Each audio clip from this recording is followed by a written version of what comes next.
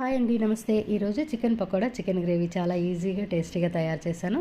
1 KG చికెన్ను ఉప్పు నీళ్ళలో 1 గంట సేపు నానబెట్టి పక్కన పెట్టాను. దీంట్లో మెత్తగా ఉండే బోన్లెస్ చికెన్ని చిన్న ముక్కలుగా కట్ చేసి పకోడీ కోసం పెట్టుకున్నాను. ఎముకలతో ఉన్న చికెన్ని గ్రేవీ కోసం పెట్టుకున్నానండి. ఇది ఉప్పు నీళ్ళలో నానబెట్టాం కాబట్టి ఉప్పు తక్కువ వేసుకొని తగినంత కారం, ధనియాల పొడి, పసుపు, చికెన్ మసాలా, అల్లం వెల్లుల్లి, చిన్నగా కట్ చేసిన కరివేపాకు, కొత్తిమీర, పుదీనా, కస్తూరి మేతి వేసి బాగా కలిపేసి పక్కన పెట్టుకోవాలి. చికెన్ పకోడీ కోసం కలుపుకున్న చికెన్లో 2 టీ స్పూన్ల మైదా, 2 టీ స్పూన్ల కార్న్ఫ్లోర్, 1 గుడ్డు వేసి కలిపి పక్కన పెట్టుకోవాలి.